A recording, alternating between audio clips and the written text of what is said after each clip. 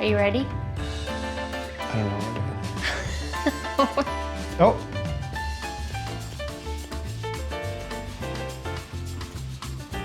It's all about moo-moos now, ladies and gentlemen.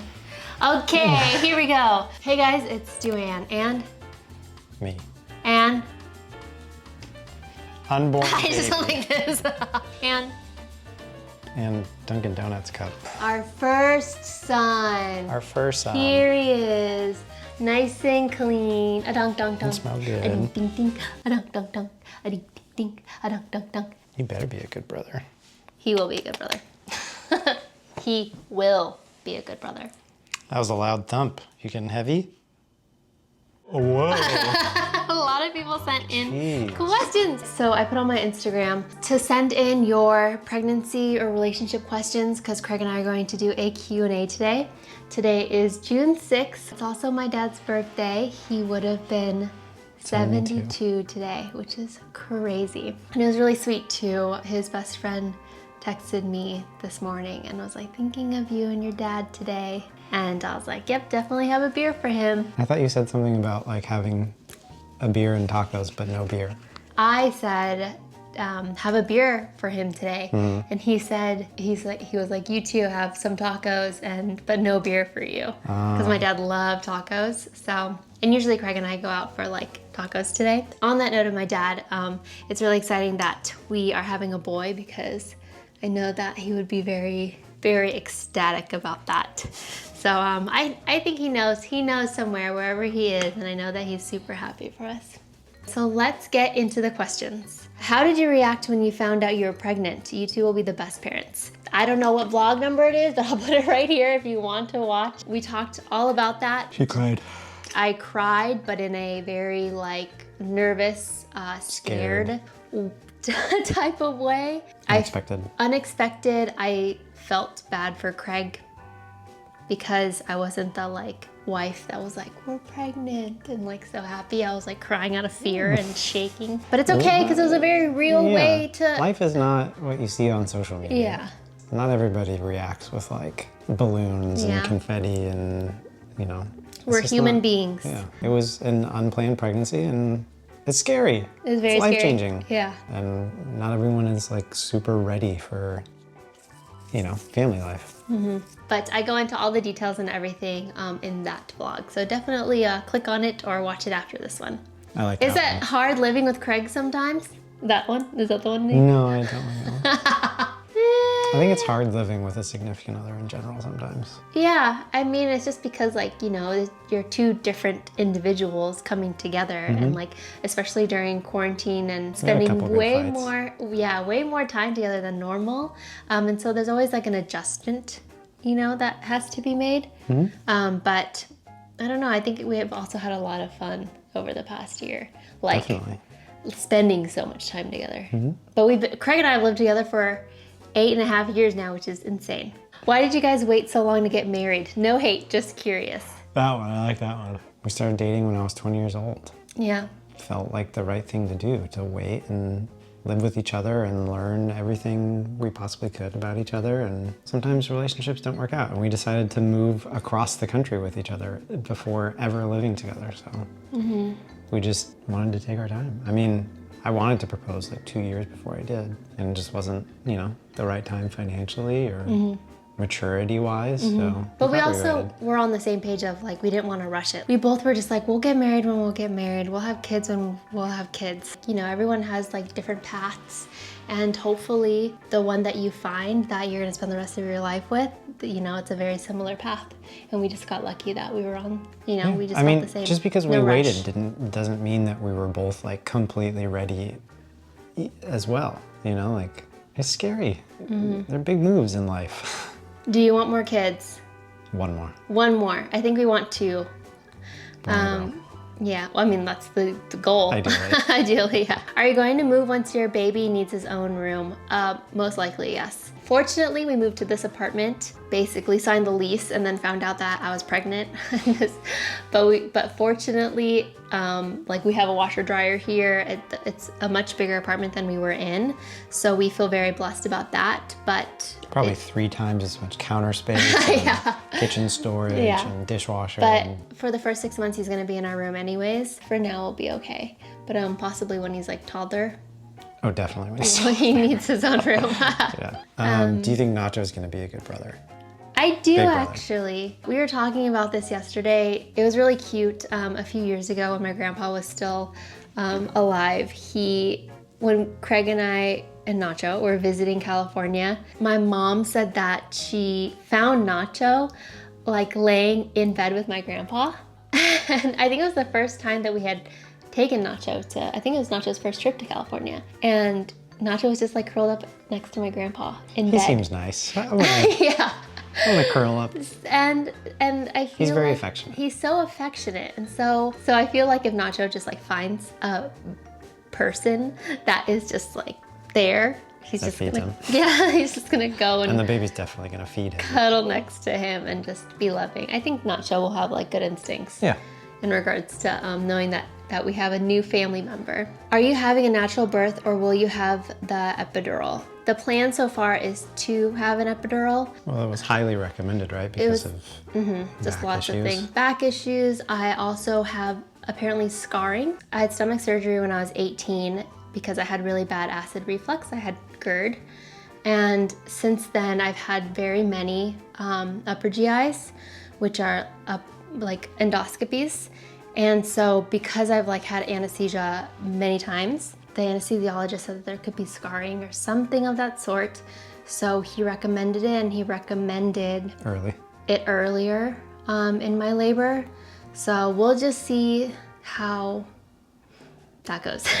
But obviously I don't want to have it too early. Like the plan is to hopefully like not be induced. Obviously I want everything to be as natural as possible, besides, you know, like getting an epidural for pain. But I want to like have him come when he's ready to come. I really don't want to be induced or have like, you know, anything.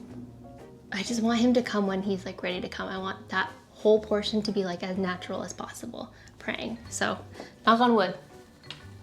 What were your early pregnancy symptoms? Definitely nausea. I was super nauseous. I had very terrible morning sickness all my first trimester. You hit it well though. I did? I don't know, I feel like I was crying a lot because I was like really upset. How do you manage anxiety during pregnancy? My anxiety is so bad that I'm scared to have kids. Managing it during this time, I've just been trying to take every day as it comes and just be kind to myself, because I keep reminding myself like this is a whole new experience.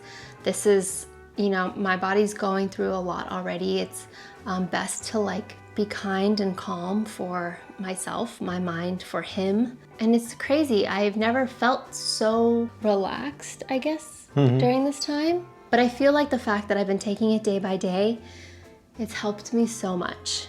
And that's all I think it's just like, you know, be present and take deep breaths as much as possible. Obviously, I do have anxieties. Like there'll just be times where I'm just like, like I think yesterday I was like crying, just because I'm like, it is overwhelming. We're about to have a kid. Our lives are about to change, you know?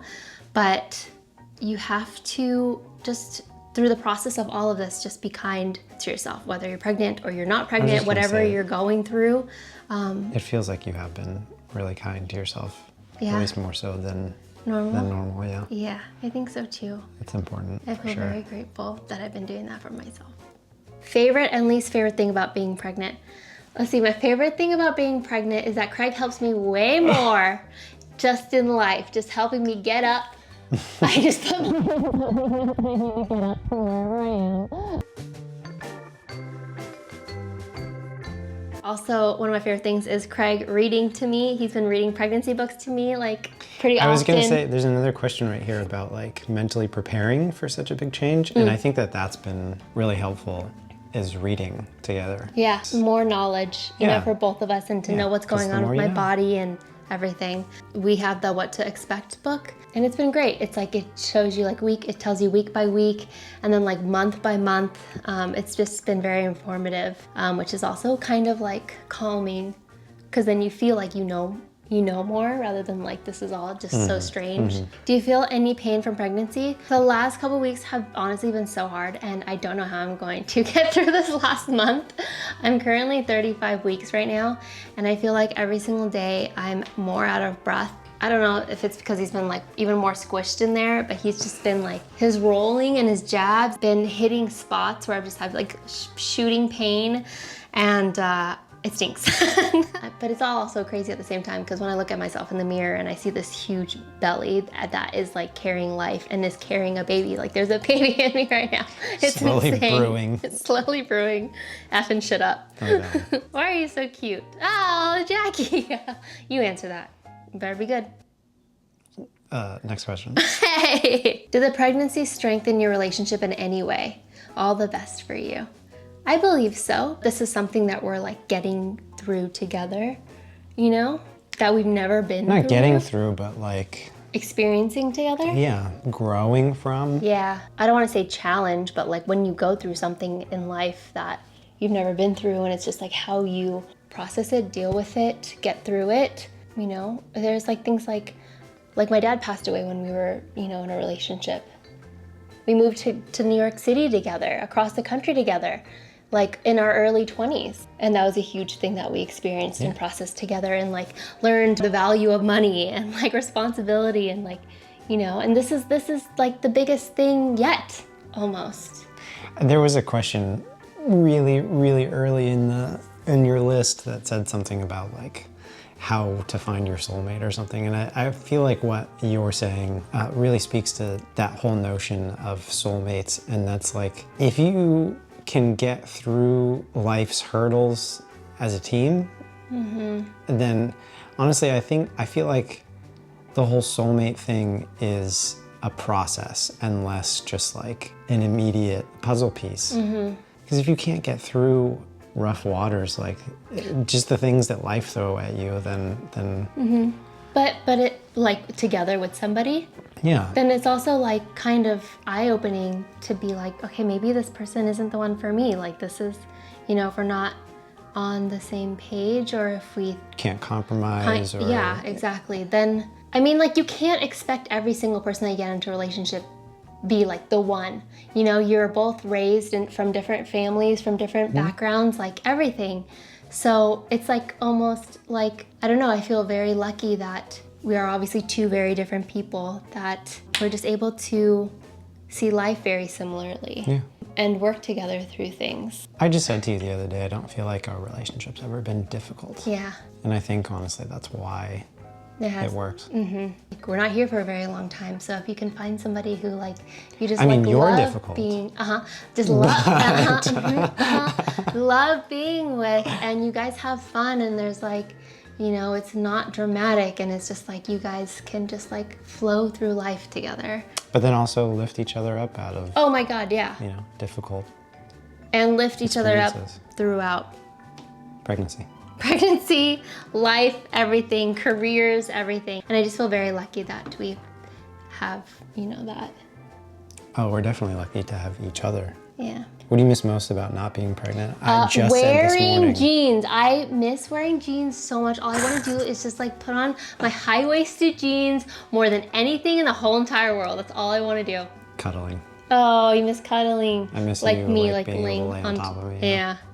Yeah, because I got a big belly now. I just can't have to be really- on we to can't, the, like, cuddle I on can't the couch be on the anymore. side, but just a little bit further away now. Do you have any name ideas in mind? You can definitely watch last week's vlog. It was when we went through a bunch of names. What have you done for maternity clothes? I'm 19 weeks and struggling to find options. I've been wearing a bunch of workout pants that You were wore like those really yoga pants for like, a while. a long time. They're not much like maternity, so they don't have to feel like they're just wasted after your pregnancy, but they're very stretchy on the waistband. I can, maybe I'll put the link, or I'll just post them like right here over Craig's face. I also really like the brand Kindred Bravely.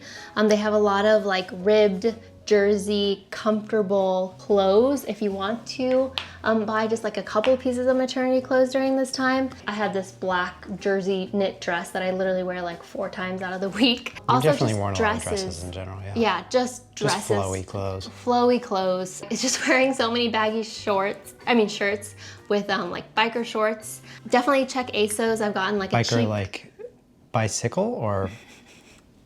Bicycle. Check out ASOS. They have a very cheap maternity brand or maternity section. And I've also done the Nuuly subscription, which is a little bit pricey, but you get like 6 things a month.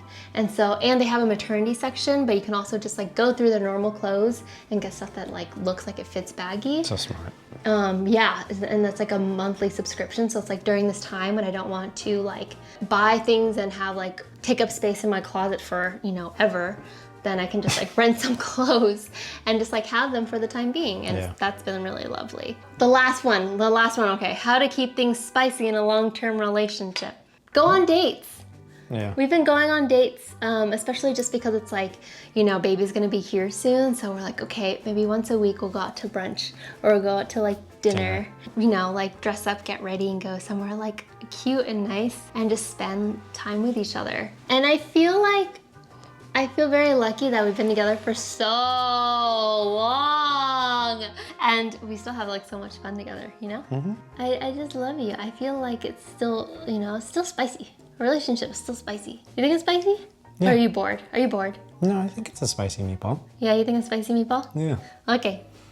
Do you have anything to add to that? Is there anything, what do you think from like a guy's point of view? How do you keep things spicy in a relationship? I feel like in general you're supposed to be open-minded, but just like open with your partner in a relationship. And you're supposed to be able to talk about like things that you want and things that you think you might be missing or things that you want to try, not necessarily like sexually, but like in general, like it's important to be open and honest with your partner. And I think that that's really helped us because even when there are things that, we talk about with each other about our sex life, I think we're pretty open and honest about what we want and when we want it. Yeah. I lied. I want to end on this one. Hi, Duane and Craig. I wondered if you guys have any advice for moving on after a bad breakup. I know, it sounds really sad, but I feel like it's a great question because if you guys broke up, then you're not meant to be together. And then that shows that you're not wasting any more of your time. It also is like so freeing and wonderful that you can now put all the time into yourself and figure out who you are. I also don't think of it as like a waste of time. Think of it as like a learning opportunity. But also, just in general. Wasting your time with being somebody who is not for you. That won't necessarily work. And you're like not making excuses anymore. Like, no, it's fine. Like our relationship's fine. Like it's okay that it's over. Whatever you do not, I would suggest don't just fall straight into another relationship because I feel like, especially if it's a bad breakup and you more vulnerable and your energy or like your frequency might be lower, you might accidentally attract the wrong type of person. Not necessarily bad, but one that is like not right for you. Yeah. And so I think just take this time to like learn more about yourself and like figure out who you are and be selfish and and like grow and learn because then you'll just be like so much more in like the sunshine of like your life. And then the people that will gravitate towards that are like in the same mindset and that's who you want to be around. It's and really, like really, really important to see and embrace the opportunity. Like when things end and it's time to move on, it's an opportunity for you to do, what you were saying. Yeah. Build on yourself. Yeah.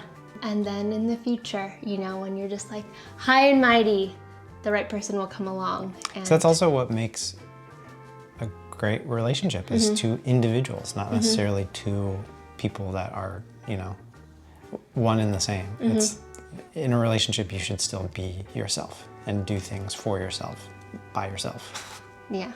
I think that was the perfect way to end. So yay. Yeah. Perfect timing because my camera just turned off. I hope that you guys enjoyed this video. I hope you have a wonderful, wonderful rest of your week. I love you, and I will see you next week.